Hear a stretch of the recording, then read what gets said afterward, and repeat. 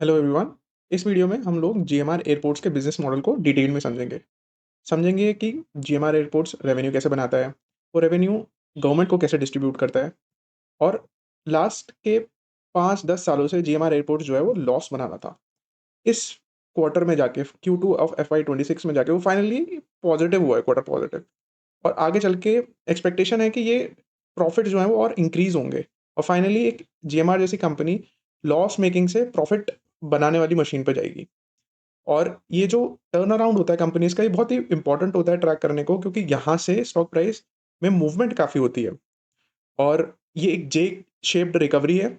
और मैनेजमेंट खुद ही बोलता है कि ये इस पॉइंट पे एक इन्फ्लेक्शन पॉइंट पे खड़ी है, जहाँ पे इनकी ग्रोथ भी आने वाली है और प्रॉफिट्स भी पॉजिटिव होने वाले हैं, और वो भी बहुत ही स्पीड से रैंप अप होंगे आगे चल के। तो आगे देखते हैं कि कैसे होंगे ये, और इस पे डिटेल डिस्कशन करते हैं। जीएमआर एयरपोर्ट्स को airport authority of India land देती है लीज पे for 30 to 60 years. First phase में 30 ईयर्स की देती है, फिर नेक्स्ट फेज में और 30 ईयर्स की देती है।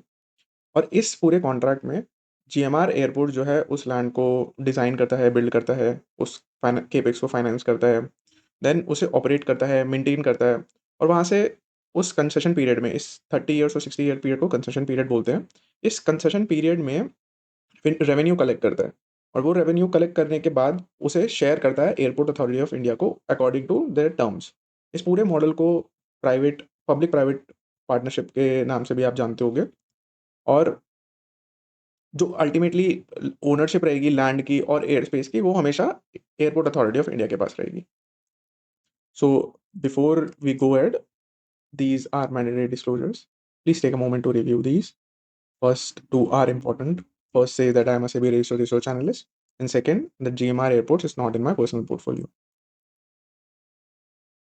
अभी जीएमआर के ग्रुप स्ट्रक्चर को समझते हैं। ये समझना इसलिए इंपॉर्टेंट क्यों है, क्योंकि जीएमआर एज अ ग्रुप के पास मल्टीपल एयरपोर्ट्स हैं। एक दिल्ली का एयरपोर्ट है, एक हैदराबाद का एयरपोर्ट है, एक गोवा का एयरपोर्ट है। ये तो अभी ऑपरेशनल एयरपोर्ट्स हैं, और ये दो नए एयरपोर्ट्स और जो आने वाले हैं, एक तो वाइजैक का एयरपोर्ट आने वाला है, और एक जो नागपुर का है ना, ये टेक ओवर करेंगे। तो ये दोनों नए एयरपोर्ट, ये तो नेक्स्ट ईयर आएगा, ये शायद इस साल आ सकता है। तो ऐसे 5 एयरपोर्ट हैं जीएमआर के अंदर। तो ग्रुप स्ट्रक्चर समझ जाएँगे तो हम लोगों को पूरा समझ में आ जाएगा कि ये कंपनी वर्क कैसे करती है। जीएमआर एयरपोर्ट्स ना, एयरपोर्ट हर एयरपोर्ट के लिए एक एसपीवी बनाता है। एसपीवी का होता है स्पेशल पर्पज़ व्हीकल। सब्सिडियरी की तरह काम करती है ये।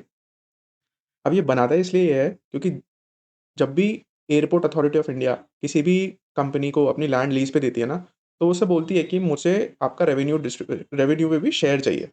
अब क्या है कि दिल्ली एयरपोर्ट के पास 2 तरीके के रेवेन्यू आ सकते हैं। एक तो एरो रेवेन्यू आ सकता है, जो कि आप फ्लाइट वालों से कलेक्ट करते हो, एयरलाइन से कलेक्ट करते हो। और एक नॉन एरो रेवेन्यूज़ होते हैं, जो आप कस्टमर से कलेक्ट करते हो, जो कस्टमर आता है वहाँ पे। तो ये 2 टाइप के रेवेन्यू कलेक्ट कर सकता है। अगर ये दोनों टाइप के रेवेन्यूज़ में, अगर ये सारे बिज़नेस, जैसे ये प्लेटफ़ॉर्म बिज़नेस है जो खाना देते हैं, जैसे ड्यूटी फ्री शॉप्स रहती हैं वहाँ पे, कार्गो के ऑपरेशन रहते हैं, कार पार्किंग रहती है, आप जाके जहाँ जाते हो फिर कार पार्क करते हो। फूड फूड कोर्ट्स होते हैं, उसमें एफ&बी के प्लेटफ़ॉर्म होते हैं। देन जो आप मेंटेनेंस करते हो, वो एमआरओज़ रहते हैं, फिर कंसल्टिंग करते हो इंटरनेशनली। अगर वो सब भी, सारे रेवेन्यूज़ भी, अगर इन पर्टिकुलर एयरपोर्ट्स में आने लगे, तो ये सारे रेवेन्यूज़ का भी आपको कुछ शेयर गवर्नमेंट को देना पड़ेगा। तो जीएमआर ने क्या करा है स्ट्रैटेजिकली, ये सारा बिज़नेस इन एसपीवी से अलग कर दिया है। तो अब क्या है कि ये जो सारा रेवेन्यू है ना, इसमें से उन्हें कोई शेयर नहीं देना एयरपोर्ट अथॉरिटी ऑफ इंडिया को। But airport authority of India बोलती है कि कोई भी बिज़नेस जो एयरपोर्ट्स पे हो रहा है, उसका रेवेन्यू डिस्ट्रीब्यूशन में हमें कुछ हिस्सा तो चाहिए ही चाहिए। तो क्या होता है ना कि ये दिल्ली के एयरपोर्ट पे जो ड्यूटी फ्री का स्टोर का रेंट है, वो ये प्लेटफ़ॉर्म बिज़नेस इस सब्सिडियरी को देता है। रेंट के साथ कुछ डिस्ट्रीब्यूशन, इनके जो एग्रीमेंट होगा इन प्लेटफ़ॉर्म बिज़नेस के साथ और इस एयरपोर्ट एसपीवी के साथ, वो कुछ रेवेन्यू डिस्ट्रीब्यूशन भी होगा कि लाइक कितने नंबर ऑफ जो भी पर यूज़र खर्च कर रहा है, उसका रेवेन्यू डिस्ट्रीब्यूशन भी होगा। लेकिन वो अल्टीमेटली पूरे जितना रेवेन्यू कलेक्ट होगा उससे कम ही होता है। तो स्ट्रैटेजिकली इन्होंने क्या करा है ना, Q2 ऑफ FY26 से प्लेटफ़ॉर्म बिज़नेस सारे अलग कर दिए हैं एयरपोर्ट एसपीवी से। इससे क्या हो रहा है कि इनका ये वाला जो रेवेन्यू है ना, इस पे इन्हें कोई share airport authority of India को नहीं देना। तो एक स्मार्ट मूव है, जिससे आपका एबिटा जो है वो एक्सपैंड होता है। फिर जो भी एसपीवीज़ हैं, इन्हें जो भी धंधा एयरपोर्ट की लैंड पे हो रहा है, उसका कुछ तो मिलेगा, तो इन्हें मोस्टली रेंटल्स मिलता है और थोड़ा-सा पोर्शन मिलता है, जो कि यूज़र जो है रेवेन्यू बनाता है या फिर यूज़र से कलेक्ट करते हैं। तो वो अब कहाँ से आ सकता है, आपका ड्यूटी फ्री के स्टोर के रेंटल से आ सकता है, कार्गो ऑपरेशन के रेंटल से आ सकता है, कार पार्किंग भी ये डायल जो है, मतलब दिल्ली एयरपोर्ट इंटरनेशनल एयरपोर्ट जो एसपीवी है, वो लीज़ कर देता है प्लेटफ़ॉर्म बिज़नेस को और फिर ये प्लेटफ़ॉर्म बिज़नेस फिर आगे डील करता है कस्टमर से। तो ये कस्टमर से ज़्यादा पैसे कलेक्ट करता है, लेकिन फिर ये डायल को कम देता है। तो आप देखो कि डायल को जो रेवेन्यू मिल रहा है ना, इससे वो कम मिल रहा है, तो ये आपको शेयर भी कम करना पड़ेगा। इसीलिए जीएमआर का ऐसा ग्रुप स्ट्रक्चर बना हुआ है कि एक तो प्लेटफ़ॉर्म बिज़नेसेस हैं, देन एयरपोर्ट एसपीवीज़ हैं। अब हर एयरपोर्ट एसपीवी को जैसे दिल्ली इंटरनेशनल एयरपोर्ट लिमिटेड को डायल बोलते हैं। वैसे ही जीएमआर हैदराबाद इंटरनेशनल एयरपोर्ट को जीएचएआईएल बोलते हैं। ऐसे ही है और देन आप देखोगे कि इनके पास एक 2 एयरपोर्ट्स बाहर के भी हैं, मैदान में हैं, क्रेट में भी हैं और भी छोटे-छोटे सब्सिडियरीज़ हैं, लेकिन यहाँ से जो रेवेन्यू आता है वो कम आता है। तो इसलिए मैंने इन्हें एक अलग हेडर में रखा है, सब्सिडियरीज़ एंड जेवीज़। तो मोटा-मोटा आप समझो कि जीएमआर के 3 बिज़नेस, एक तो प्लेटफ़ॉर्म बिज़नेस है, एक एयरपोर्ट एसपीवीज़ है और एक सब्सिडियरीज़ हैं जो दूसरी हैं। अभी हम देखते हैं कि जीएमआर एयरपोर्ट्स लिमिटेड यानी गैल के रेवेन्यू सेगमेंट्स कैसे हैं। सबसे इम्पोर्टेंट है एरो रेवेन्यूज़। अब एरो रेवेन्यू में क्या आता है ना कि जो भी फ्लाइट आती है, वो फ्लाइट आएगी तो उसका जो टिकट जो चार्ज करेगी यूज़र से, उसमें आता है एक यूज़र डेवलपमेंट फ़ी। आप देखोगे आपके टिकट में ना एक यूज़र डेवलपमेंट फ़ी होगा। ये टैरिफ होता है जो एयरपोर्ट अथॉरिटी ऑफ इंडिया लगाती है। देन पैसेंजर सर्विस फ़ी होता है। फिर एयरलाइन्स को लैंडिंग चार्जेज़ देने पड़ते हैं। अगर वो लैंड कर रही है उस एयरपोर्ट पे तो उसका वो चार्ज देना पड़ेगा। फिर एयरक्राफ्ट को अगर वो पार्क कर रही है उनके हैंगर्स में या एयरपोर्ट के टर्मिनल पे, तो उन्हें पार्किंग चार्जेज़ देने हैं। अब वो पार्किंग चार्जेज़ 2 से 4 घंटे के अलग हो सकते हैं, 4 से 8 घंटे के अलग हो सकते हैं, 8 से अबव घंटे के अलग हो सकते हैं।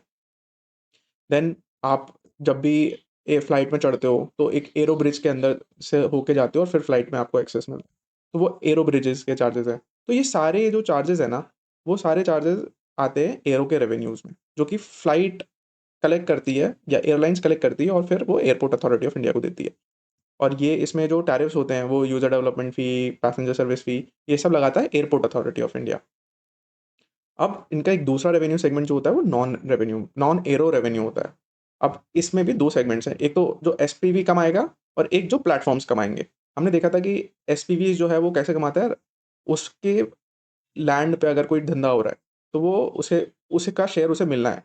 तो क्या होता है ना कि ये एसपीवीज़ जो भी नॉन एरो धंधे करता है, वो सब लीज़ पर देता है पहले जीएमआर को और फिर जीएमआर आगे फिर उसे यूज़ करता है कस्टमर कस्टमर से फिर वो पैसे कलेक्ट करता है, कस्टमर से रेवेन्यू कलेक्ट करता है। तो फिर आप देखोगे कि एसपीवी का जो नॉन एरो बिज़नेस है, उसमें सिर्फ़ रेंटल्स आते हैं और थोड़ा-सा रेवेन्यू डिस्ट्रीब्यूशन आता है गैल से, जो भी ये कस्टमर से कलेक्ट करता है। उसका कुछ रेवेन्यू भी देता है और प्लस रेंटल भी देता है। तो इसमें एडवर्टाइज़िंग इनकम भी होगा, जो आप देख रहे हो होर्डिंग्स और बैनर्स लगे होते हैं, उसका रेवेन्यू भी आता है यहाँ पे। देन फ्यूल फार्म फीस होती है। फ्यूल फार्म मतलब होता है कि वहाँ पे एक बड़ा-सा फ्यूल टैंकर्स होंगे, जो टैंकर जो फिल करते हैं एयरपोर्ट में, एयरलाइन्स में या एयरक्राफ्ट में जो फ्यूल फुल करते हैं, उसके जो भी व्हीकल्स वगैरह यूज़ हो रहे हैं वो। देन कार्गो रेंटल्स मिलता है इन्हें। तो जो भी रेंटल्स हैं, वो यहाँ से आएँगे। जो भी कस्टमर से कलेक्शन है, वो गैल के प्लेटफ़ॉर्म बिज़नेस से आएगा। अब आप एयरपोर्ट जाते हो तो ड्यूटी फ्री मिलता है, ये कार्गो ऑपरेशन, एफ-एन-बी जो हमने डिस्कस करा था लास्ट स्लाइड में, वो सब है। तो और फिर एक और इम्पोर्टेंट रेवेन्यू हेडर है इनका, जो कि है एयरपोर्ट लैंड डेवलपमेंट रेवेन्यूज़। अब आप किसी भी एयरपोर्ट पे जाओगे तो एयरो सिटी मिलता है, वहाँ पे आप देखोगे बहुत सारे होटल्स होंगे, ऑफ़िस स्पेसेस होंगे, तो उनसे भी जो रेवेन्यू कलेक्ट होता है, वो वो भी जीएमआर ऐसे ही करता है, उसे लीज़ पे कर लेगा, पर्टिकुलर एसपीवी से उसे लीज़ पे ले लेगा जीएमआर और फिर वो आगे फिर सबलीज़ करेगा या फिर खुद उसे डेवलप करेगा। तो वहाँ से वो जो रेंटल्स आते हैं, वो पहले तो जीएमआर के पास आएँगे, फिर वो जीएमआर फिर पर्टिकुलर एसपीवी को देगा। तो थोड़ी 2 लेयर्स आ जाती हैं। वो जानबूझ के ये करते हैं ताकि इनका जो एसपीवी का रेवेन्यू है ना, वो कम आए, ताकि उन्हें वो शेयर जो है एयरपोर्ट अथॉरिटी ऑफ इंडिया को कम देना पड़े। अब इसमें क्या होगा कि ऑफ़िस बिल्डिंग जो उन्होंने पहले बनाई थी, उससे रेंटल्स आएँगे, होटल जो लीज़ पे दिए हैं, उसके रेंटल्स आएँगे। अब लैंड लीज़ पे दी है मान लो, उसके रेंटल्स आएँगे। अभी क्या करते हैं कि बुइल्ड टू सूट, मतलब आपके नीड के अकॉर्डिंग जो बिल्डिंग्स बनती हैं, वो उसके रेंटल्स आते हैं। फिर ये खुद से भी डेवलप करते हैं कमर्शियल प्रॉपर्टीज़, उसके रेंटल्स आते हैं, वेयरहाउसेज़ लगाते हैं, इवन कार्गो सिटी डेवलप कर रहे हैं ये। तो उसके भी रेंटल्स आएँगे। तो ये जो एयरपोर्ट की लैंड से जो बिज़नेस आता है, उसे एयरपोर्ट लैंड डेवलपमेंट रेवेन्यूज़ बोलते हैं। तो हमने समझा था कि 3 टाइप के रेवेन्यूज़ होते हैं, arrow revenues, non arrow revenues और एयरपोर्ट लैंड डेवलपमेंट रेवेन्यूज़। अब जो भी एसपीवी है, उसे क्या मिलता है? एरो रेवेन्यू मिलता है और एसपी से नॉन एरो रेवेन्यू मिलता है और ये एयरपोर्ट के लैंड डेवलपमेंट रेवेन्यू भी मिलता है।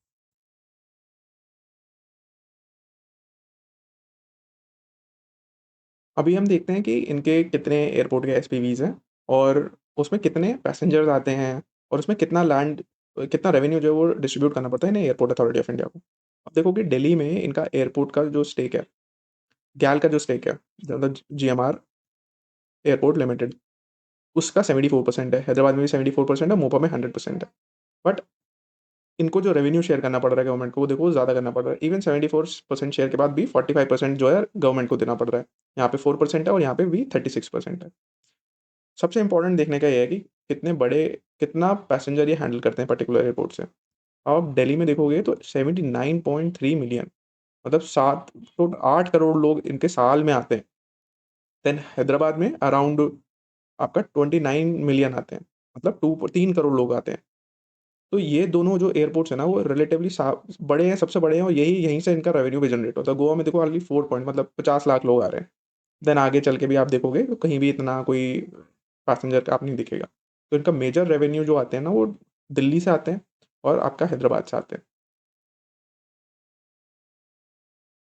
एयरपोर्ट जो है ना, वो एक टोल रोड बिज़नेस है। मतलब आपको कहीं भी ट्रैवल करना है, तो एक आपकी नेसेसिटी हो जाती है कि आपको एयरपोर्ट से ही करना पड़ेगा अगर लॉन्ग ट्रैवल करना है। और नेसेसिटी हो जाती है तो अगर कोई ऑपरेटर जीएमआर जैसा उस एयरपोर्ट को ऑपरेट कर रहा है, तो वो कितना भी आपसे चार्ज कर सकता है एयर फ़ीस। तो वो एयरपोर्ट अथॉरिटी ऑफ इंडिया जो होती है ना, वो इस पे लिमिटेशन लगाती है कि एयरपोर्ट कितना कमा सकता है उससे। एयरलाइन किस तक कितना कमा सकती है, उस पे भी अलग से करती है, लेकिन जो एयरपोर्ट कितना कमाता है, उस पे भी लिमिटेशन लगाती है। वो लिमिटेशन कैसे लगाती है और उस टैरिफ को कैलकुलेशन कैसे होता है, वो देखते हैं। वो बोलती है कि आपने जीएमआर से बोलती है कि आपने जो भी केपेक्स किया, रनवे बनाया, टर्मिनल बनाया, टैक्सीवे बनाया, टर्मिनल की बिल्डिंग बनाई, तो उसका जितना भी आपने खर्चा किया ना, उसका आप 12% जो है साल का, उतना आप अलाउड आपके लिए रेवेन्यू कमाना। प्लस आप जो भी खर्चा करोगे, वो भी आपको अलाउड होगा रेवेन्यू कमाने में। तो अब क्या देखते हैं वो कि कैसे? जो भी खर्चा होता है, तो वो कैपिटल एक्सपेंडिचर में आता है। अब मान लो उसका डेप्रिसिएशन हो, वो माइनस कर देते हैं। तो आपका ग्रॉस रेगुलेटरी एसेट बेस बोलते हैं इसे। ये 60,000 करोड़ हो जाएगा। अब मान लो कि आप एक टर्मिनल और बना रहे हो या फिर एक रनवे और बना रहे हो नेक्स्ट ईयर, तो जो वहाँ पे खर्चा होगा वो भी इस रेगुलेटरी एसेट बेस में ऐड हो जाएगा।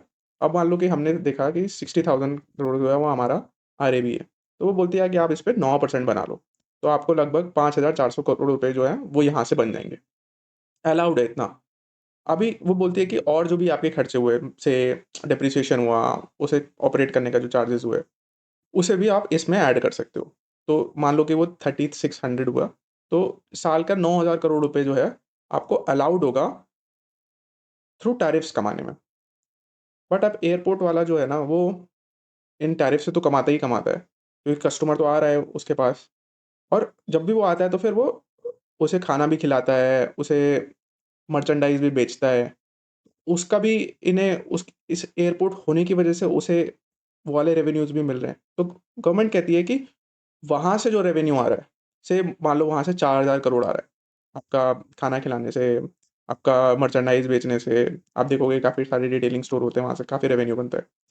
वो आपको माइनस करना पड़ेगा, इस वाले रेवेन्यू से। क्योंकि at the end of the day आपको थोड़ा कंसेशन देना है उस कस्टमर को, तो ये आपको माइनस करना पड़ेगा। वो माइनस कितना करना है? 30% इसका माइनस करना है। अब आप देखो कि अगर वो एसपीवी, अगर प्लेटफ़ॉर्म बिज़नेस नहीं होता, तो ये 4,000 नहीं होता, ये 10,000 होता। क्योंकि उन्होंने प्लेटफ़ॉर्म बिज़नेस करके वो अलग कर दिया, तो एक एसपीवी जो है वो अभी के टाइम पे 4,000 करोड़ कमा रहा है। बट अगर वो प्लेटफ़ॉर्म बिज़नेस होता ही नहीं, तो वो सारा रेवेन्यू जो है ना, वो सब एसपीवी के अंदर आता। वो सारा एसपीवी के अंदर आता तो ये 10,000 करोड़ हो जाता और ये 10,000 करोड़ हो जाता और यहाँ से जो 9,000 करोड़ हो रहे हैं, तो मतलब आपके पास उस 10,000 करोड़ का फिर 30% लेते हैं, तो लगभग 3,000 करोड़ आपको इस 9,000 करोड़ में से माइनस करना पड़ता। तो आप देखो कि यहाँ पे वो बिज़नेस उधर चला गया, इस वजह से सिर्फ़ आपको 4,000 करोड़ पे ही 30% देना पड़ रहा है, जो कि 1,200 करोड़ है। तो आप देखो 9,000 में से आप 1,200 करोड़ कर दूँगा, तो गवर्नमेंट बोलती है कि आप 7,800 करोड़ थ्रू टैरिफ कमा सकते हो। अब वो टैरिफ क्या करेगी ना, अलग-अलग हेडर्स में लेगी। आपका एक हेडर होता है यूडीएफ, यूज़र डेवलपमेंट फीस, उसमें लेगी, लैंडिंग चार्जेस से एयरलाइन से लेगी, पार्किंग चार्जेस से भी एयरलाइन से लेगी। तो अभी क्या हुआ है ना कि ये रिविजन्स होते रहते हैं और ये फाइनली ये जो सारे टैरिफ का रिवीजन हुआ है ना, वो इस साल अप्रैल में हो चुका है।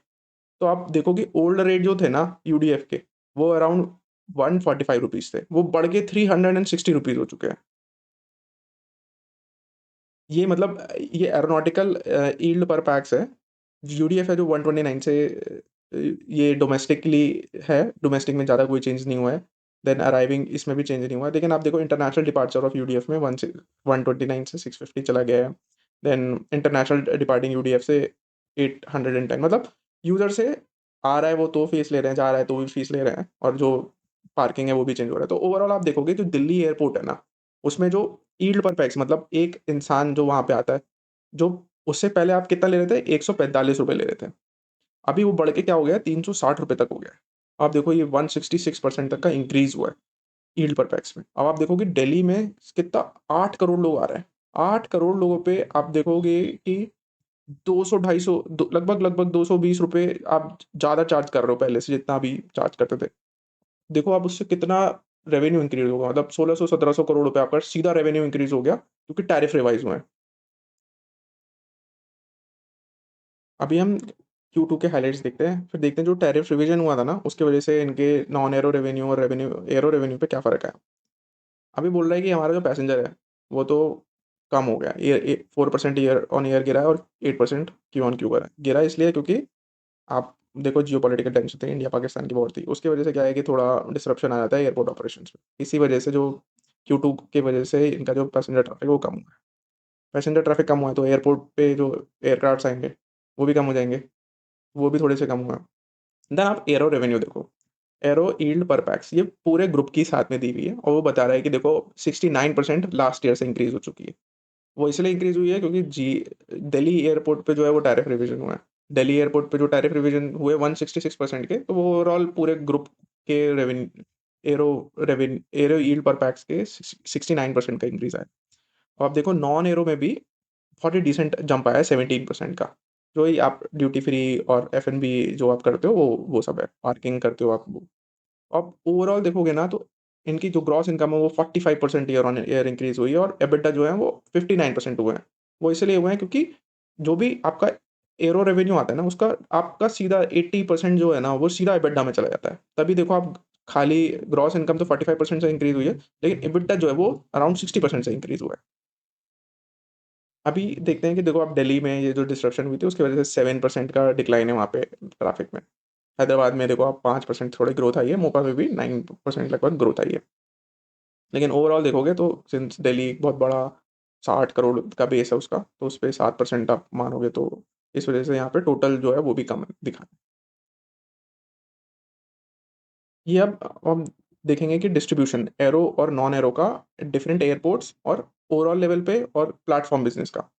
तो देखो ओवरऑल लेवल पे आप देखोगे कि तो Q2 ऑफ FY 26 ये था 36,700 करोड़ का 700 मिलियन है ये, तो आप 3,670 करोड़ रुपए हैं। वो आप देखोगे पहले पिछले साल इसी Q2 में 2,500 करोड़। देखो आप ग्रोथ, वो आई कहाँ से? देखो एक इन्होंने जो प्लेटफ़ॉर्म बिज़नेसेस अलग करे पहले तो, ये पहले तो प्लेटफ़ॉर्म बिज़नेसेस से ये खाली 282 करोड़ करते थे। इस साल कितना करा 945, तो कम से कम 600 करोड़ तक का यहाँ पे ग्रोथ आई है यहाँ क्योंकि यहाँ पे सारे प्लेटफ़ॉर्म बिज़नेसेस आ गए हैं। प्लस दिल्ली एयरपोर्ट पे भी जो ग्रोथ आई एरो रेवेन्यू में वो देखो आप। 279 करोड़ कमाते थे ये पिछले के Q2 में। टैरिफ रिविजन के बाद कितना कमा रहे हैं? 740 करोड़। कैसे? टैरिफ रिवाइज़ हुए हैं तो एरो रेवेन्यू देखो कितना सिग्निफिकेंटली बढ़ गया है। प्लस नॉन एरो रेवेन्यूज़ भी इवन यहाँ से जो प्लेटफ़ॉर्म बिज़नेस पे चला गया एफ-एन-बी, ड्यूटी फ्री ये सब, उसके बावजूद भी यहाँ पे नॉन एरो में जो है वो ग्रोथ है। 800 करोड़ पहले, अभी 850 करोड़।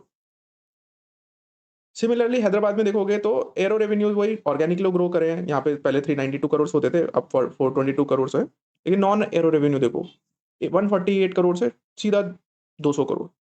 ये इसलिए हुआ है क्योंकि एक तो प्लेटफ़ॉर्म बिज़नेस में भी चला गया इनका बहुत सारा रेवेन्यू का पार्ट, बट स्टिल रेंटल से भी और प्लस उसका थोड़ा जो एडिशनल रेवेन्यू मिलता है, उससे भी आप देखोगे कि लास्ट ईयर से तो ग्रोथ ही है।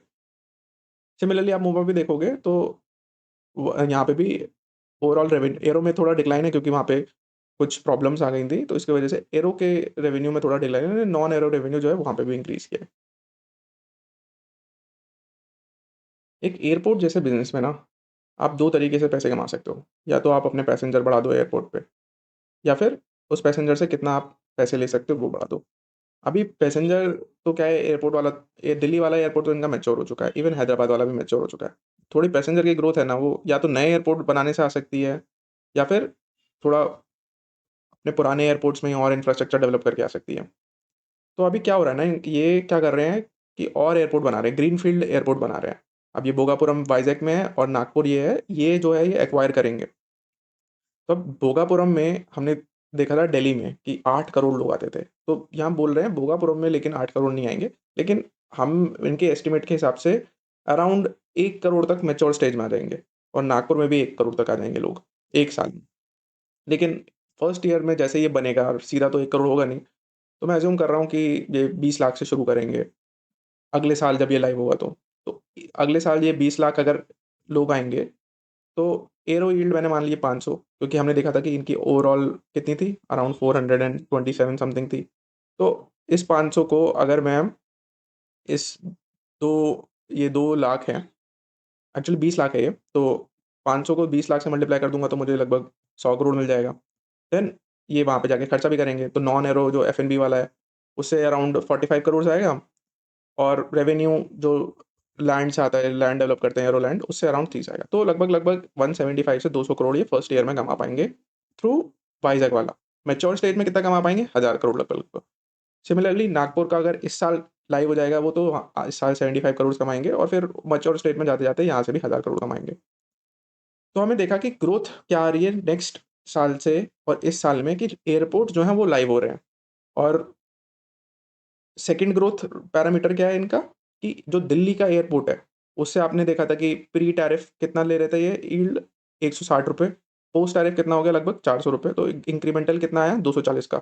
अब 240 को मैं मान लो कि 7 करोड़ लोगों से मल्टीप्लाई करता हूँ, क्योंकि 7 करोड़ लोग वहाँ पे उस टाइम पे विज़िट करते हैं, तो लगभग-लगभग इंक्रीमेंटल रेवेन्यू आ गया 1680 करोड़ का। और एबिडा में कितना आ गया, क्योंकि सीधा डायरेक्ट 80 टू 85% सीधा एबिडा में चला जाता है। तो वहाँ पे एबिडा में भी इंक्रीमेंटल आ गया 1350 करोड़ का। ये पूरे साल में 10,000 करोड़ करते थे लास्ट ईयर तक। अब आप देखोगे 10,000 करते थे, और उसमें से लगभग 1600 करोड़ यहाँ से आ गया था, क्योंकि 16% का रेवेन्यू ग्रोथ सिर्फ़ दिल्ली के टैरिफ रिविज़न से आ रहा है। और इस 200 लगभग-लगभग इस साल तो यहाँ से 100 करोड़ लगभग ही आएगा, और जो नॉन एरो में ग्रोथ आ रही है, वहाँ से कम 20% आएगा। तो आप देखो कि ओवरऑल इस साल की ग्रोथ 40-45% तक चली जाएगी, और ये नेक्स्ट ईयर लाइव होंगे और ये रैंप अप होगा, तो अगले साल भी 20, 25, 30% तक की ग्रोथ है। तो हमें दिख रहा है कि नेक्स्ट 2 साल में, इस साल लगभग 45% की ग्रोथ है रेवेन्यूज़ में, और नेक्स्ट ईयर 25-30% की ग्रोथ है। हम अभी रेवेन्यू फोरकास्ट करेंगे, उसमें देखेंगे कि कैसे होगा। लेकिन आप देखो कि नेक्स्ट 2 साल के लिए आपको रोबस्ट ओवर, एक में 45% और दूसरे में 25% से ऊपर की ग्रोथ मिल रही है। मेरी अपनी इंटरनल कैलकुलेशन के हिसाब से इस साल लगभग-लगभग एफवाई 26 में टैरिफ और नॉन एरो के टैरिफ की ग्रोथ की वजह से, और नॉन एरो में जो ग्रोथ आ रही है उसकी वजह से अराउंड 42% तक का ग्रोथ मिल जाएगा इस साल।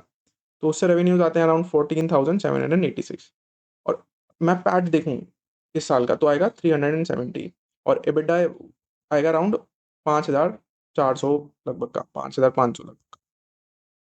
क्या हो रहा है ना कि इनका एबिटा मार्जिन्स भी इंप्रूव हो रहे हैं at the end of the day, क्योंकि एरो रेवेन्यू का 80% जाता है सीधा एबिटा में, इसी वजह से। तो अब लास्ट ईयर आप देखोगे ना, तो ये देखो आप, लॉस माइनस 392 करोड़। इससे पुराने वाले रेवेन्यूज़ देखोगे तो सब में आपको लॉसेस देखने को मिलेंगे। फाइनली ये लॉस से जाके एक प्रॉफिटेबल फ्रैंचाइज़ बन रही है, 317 करोड़ का प्रॉफिट, और नेक्स्ट ईयर 1400 करोड़ का प्रॉफिट। तो जब भी ऐसा किसी भी कंपनी में होता है ना, ये जे शेप की रिकवरी है। अब देखो लॉस से सीधा एक तरफ प्रॉफिट पे जा रहा है। तो मार्केट इसे बहुत ही पॉज़िटिव वे में लेता है। तो मार्केट ने ये ऑलरेडी एंटीसिपेट कर लिया था अप्रैल में, जब दिल्ली के टैरिफ्स इंक्रीज़ हुए थे। तो आप देखोगे स्टॉक ऑलरेडी वो काफ़ी रन कर चुका है। तो एक एस्टिमेट लेते हैं। करंट एंटरप्राइज़ वैल्यू है इनकी अराउंड 1,46,000। अगर आगे चल के मैं ईवी बाय एबिटडा का वैल्यूएशन करूँ, तो तीनों केस बना लिए मैंने, बियर, बेस एंड बुल। अभी ईवी बाय एबिटडा करंटली पता है इनका कितना चल रहा है? अराउंड 30 का। बट मैं देख रहा हूँ अगर आगे चल के बियर हो जाएगा मार्केट, तो लगभग और डिक्रीज हो जाएगी इनकी वैल्यूएशन, 20 तक भी आ सकती है। बेस में 25 पे रहेगी और बुल केस में मान रहा हूँ मैं कि 30 पे ही रहेगी। तो आप देखोगे स्टॉक प्राइस जो है ना, उसका मूवमेंट अराउंड -25% से लेके +13% तक रह सकता है इस फाइनेंशियल ईयर के एंड में। और नेक्स्ट फाइनेंशियल ईयर के एंड में -3% से 46% तक का मूवमेंट रह सकता है। तो आप देखोगे 1 डेढ़ साल में आपको एक हेल्दी स्प्रेड मिल रहा है अप साइड का। तो ये चीज़ें देखने की इंपॉर्टेंट है। एबिटडा देखो मैंने यहाँ पे इस साल का ये लिया है 5496 और नेक्स्ट ईयर का लिया है 7090 रुपीज़। और फिर इस एबिटडा को मैं के ईवी बाय एबिटडा के मल्टीपल से मल्टीप्लाई कर दूँगा, तो मुझे एंटरप्राइज़ वैल्यू मिल जाएगी। एंटरप्राइज़ वैल्यू को मैं डिवाइड कर दूँगा करंट एंटरप्राइज़ वैल्यू से, तो मुझे ये मूवमेंट मिल सकता है। अभी हम क्वार्टरली नंबर्स देखते हैं। मैंने देखा था ना कि लास्ट ईयर में जो इनका बाइफरकेशन होता है पर्टिकुलर क्वार्टर में, उनके ओवरऑल रेवेन्यूज़ का, वो ऐसे फैशन में होता है। पहले क्वार्टर में उनका 23% कमेगा, दूसरे क्वार्टर में भी 23% कमेगा और फिर बाकी के 2 क्वार्टर्स में 25% और 27% का बनेगा। उसी फैशन में ना मैंने आगे चल के जो रेवेन्यूज़ आने वाले हैं, जो दिसंबर और नेक्स्ट मार्च में आएँगे और पूरे साल में आएँगे, वो ऐसे डिस्ट्रीब्यूट किए। उसके डिस्ट्रीब्यूशन से ना मुझे पता लगा कि अगर इन्होंने सितंबर में 3669 का करा था रेवेन्यू, तो सालाना लगभग ये कितना करेंगे वो मिला मुझे, लगभग एक ये रेंज मिल गई 13,800 से 15,300 तक। तो मैंने अज़्यूम कर लिया कि अराउंड 14,000 समथिंग करेंगे। अब आप ग्रोथ देखो, दिसंबर में 39%, मार्च में 47%, फिर आगे चल के 20%, 20% और फिर यहाँ पे भोगापुरम वाला, वाइज़ाग वाला जो एयरपोर्ट है वो लाइव हो जाएगा, 30%, 30%। और आप एबिटडा की ग्रोथ देखो, very healthy. Then net profit देखो, वो भी अभी पिछले क्वार्टर तक तो ये जस्ट पॉजिटिव हुए थे। अभी ये देखो 96 करोड़ से सीधा 500 करोड़। तो जब भी ऐसा टर्न अराउंड आता है ना, कंपनीज़ जो लॉस मेकिंग से प्रॉफिट मेकिंग की जर्नी पे जाती हैं, स्टॉक प्राइस में एप्रिशिएट होने के बहुत ज़्यादा चांसेस होते हैं। अभी हम लोग एंटीथेसिस और रिस्क डिस्कस करते हैं।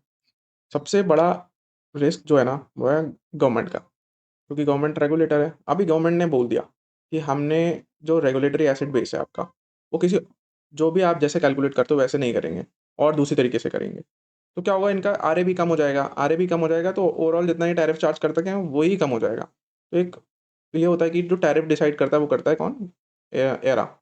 तो अगर वो एरा ही टैरिफ कम डिसाइड कर देगा तो ये पैसा ही कम कमा पाएँगे एरो से। एरो से कम कमा पाएँगे तो फिर ऑटोमैटिकली रेवेन्यू कम हो जाएँगे। सेकंड होता है ना कि ये जो हमने नॉन एरो रेवेन्यूज़ माइनस किए थे, 30% of non arrow revenues minus कर रहे थे, वो एक हाइब्रिड टिल मॉडल पे है।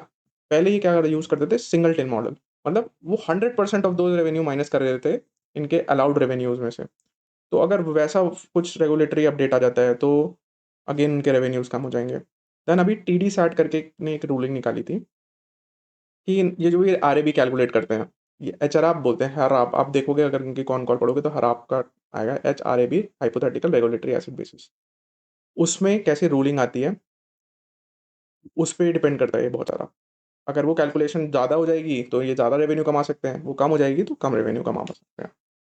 फिर क्या है ना कि इन्होंने पूरा पूरा बिज़नेस एयरपोर्ट वगैरह वाला बिज़नेस जो है ना, बहुत ही ज़्यादा डेट से होता है। आप उधार लेते हो और फिर उस पे बिल्ड करते हो, कैपेक्स करते हो, डिज़ाइन करते हो वो सब। तो क्या है ना, इनके पे कि उधार है अराउंड 3,400 करोड़ का। तो ये बहुत बड़ा उधार है। अब इससे क्या होगा ना कि इनके जो कैश फ्लोज़ हैं वो इम्पैक्ट होते हैं। क्योंकि आपने जितना भी कमाया फिर आपका इंटरेस्ट कॉस्ट इतना ज़्यादा आ जाता है। किसी भी टाइम पे अगर ये एयरपोर्ट नहीं चला, कोई प्रॉब्लम हो गई, कोई एक्सीडेंट हो गया या कुछ भी हो गया और लोग कम आने लगे, या फिर क्या हो रहा है कि अभी दिल्ली एयरपोर्ट से शिफ्ट हो रहा है आपका जेवर एयरपोर्ट पे, या फिर ये क्या नाम है आपका हिंडौन एयरपोर्ट पे। तो ये अगर ये शिफ्ट हो गया यहाँ पे, तो इनके अगर पैसेंजर्स कम हो गए, तो फिर ये डेट भी है वो सर्विस नहीं कर पाएँगे। तो ये हायर लेवरेज वाली कंपनीज़ पे ये बहुत रिस्क रहता है कि वो डेट अपना अच्छे से सर्विस कर पाएँ। देन इनका जो ट्रैफ़िक कंसंट्रेशन है ना, वो सिर्फ़ दिल्ली और हैदराबाद में ही है। कोई भी प्रॉब्लम दिल्ली या हैदराबाद में हो, जैसे एयरपोर्ट अहमदाबाद में आपने देखा था कि एयर इंडिया का क्रैश हुआ तो कुछ टाइम के लिए एयरपोर्ट ऑपरेशंस बंद हो गए। ऐसे ही अगर कहीं और भी हो जाए, तो क्या होगा कि अगर दिल्ली का एयरपोर्ट कुछ टाइम के लिए बंद हो गया तो इन्हें बहुत ज़्यादा लॉसेस हो जाते हैं। उस लॉस की वजह से जो होगा स्टॉक पे भी इम्पैक्ट आएगा और इनके कैश फ्लोज़ पे भी इम्पैक्ट आएगा। हमने देखा था कि 20% तो ग्रोथ जो इनकी आ रही थी, वो तो एरो रेवेन्यू से आ रही थी दिल्ली के, और 20% जो हो रही थी वो नॉन एरो रेवेन्यू से आ रही थी। वो नॉन एरो वाली जो ग्रोथ है, अगर किसी कारण की वजह से वो इम्पैक्ट हो जाए, तो भी इनके रेवेन्यूज़ पे बहुत ज़्यादा इम्पैक्ट आएगा। और वो बहुत डिपेंड करता है इनके एग्ज़ीक्यूशन पे, वो कैसे एग्ज़ीक्यूट करते हैं। जो भी ये धंधा ला रहे हैं वहाँ पे या फिर किसी चीज़ रिटेल चेन को दे रहे हैं, तो हो सकता है कि वो चले वहाँ पे, उसका धंधा चलना चाहिए, F&B आपका फूड एंड बेवरेज वाला कोर्ट चलना चाहिए, ड्यूटी फ्रीज़ चलने चाहिए। तो आपको वो देखना पड़ेगा कि आपकी एडवर्टाइज़िंग चलनी चाहिए। तो आपको देखना पड़ेगा कि वहाँ पे टेनेंट जो ऑक्यूपेंसी है वो फुल रहे। क्योंकि आप देखते हो कई बार कोई ब बोर्ड बैनर पे कोई ऐड ही नहीं है या फिर कोई खाली पड़े हुए हैं रिटेल स्टोर्स। वैसा नहीं होना चाहिए। ये ऑक्यूपेंसी इनकी ज़्यादा होनी चाहिए। तो क्योंकि आपको रेंटल मिलेगा, फिर वहाँ से जो सेल होगी, उस पे भी रेवेन्यू शेयर मिलेगा। तो ये चर्न जो होता है, वो बहुत जल्दी होता है क्योंकि वहाँ पे रेंटल बहुत हाई हैं, तो कभी-कभार किसी का बिज़नेस मॉडल वर्क नहीं करा, तो वहाँ से चला जाता है। तो जो ऑक्यूपेंसी है ना, वो थोड़ी कम हो जाती है उसकी वजह से। तो आपको देखना है कि ऑक्यूपेंसी जो है, वो हमेशा पूरी रहे। फिर एक और चीज़ देखनी है कि जो ग्रीनफ़ील्ड रैंप अप हो रहा है इनका, जो भोगापुरम में लग रहा है, जो भी नया एयरपोर्ट लग रहा है, उसमें जो एक्सपेक्ट कर रहे हैं कि पहले साल अगर लगाएँगे तो 20 लाख लोग आ जाएँगे, मैच्योर स्टेज पे 1 करोड़ तक जा सकते हैं। वो कैसे रैंप अप होगा आगे चल के?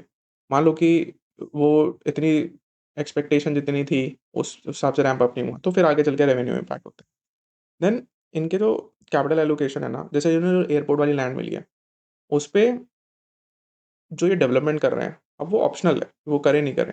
अगर वो करते हैं तो वेल एंड गुड, तभी उनको वहाँ से रेवेन्यू जनरेट मिलेगा, रेंटल्स वगैरह मिलेंगे। बट कई बार ऐसा होता है ना कि वो लैंड खाली ही रह जाती है। तो हम लोग जो एक्सपेक्ट कर रहे हैं कि आगे चल के वो लैंड डेवलप करेंगे और उस सीपीडी मतलब कमर्शियल प्रॉपर्टी के डेवलपमेंट से हमें रेवेन्यूज़ आएँगे, वो नहीं आए तो फिर अगेन रेवेन्यू पे इम्पैक्ट होगा। एंड फाइनली ये एक एयरपोर्ट बिज़नेस है, जैसे नॉइज़ होती है, कार्बन आता है और कुछ अर्बन कंस्ट्रेंट रहते हैं। तो ये ईसीजी का इन्हें बहुत स्ट्रिक्ट नॉर्म्स जो हैं वो फ़ॉलो करने पड़ते हैं। कोई भी आपको प्रॉब्लम होती है तो फिर इनकी पॉलिसी लेड कॉस्ट इन्फ्लेशन होगा, मतलब कोई पॉलिसी बन जाएगी उसके अगेंस्ट में, जैसे एयर पॉल्यूशन ही हो रहा है, उसकी वजह से तो उनका कॉस्ट एडिशन हो जाता है, उसका एयर पॉल्यूशन का इन्फ्लेशन का कोई पॉलिसी आ जाएगी तो उन्हें और एयरपोर्ट अथॉरिटी ऑफ इंडिया को और पैसे देने पड़ेंगे।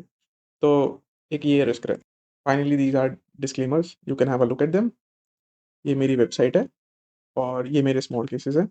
You can go and check them out. And my channel is fairly new. I would request all of you to please like, share and subscribe. And आपके कोई डाउट है तो आप मुझसे कमेंट सेक्शन में पूछ सकते हो। And I'll see you guys in the next video.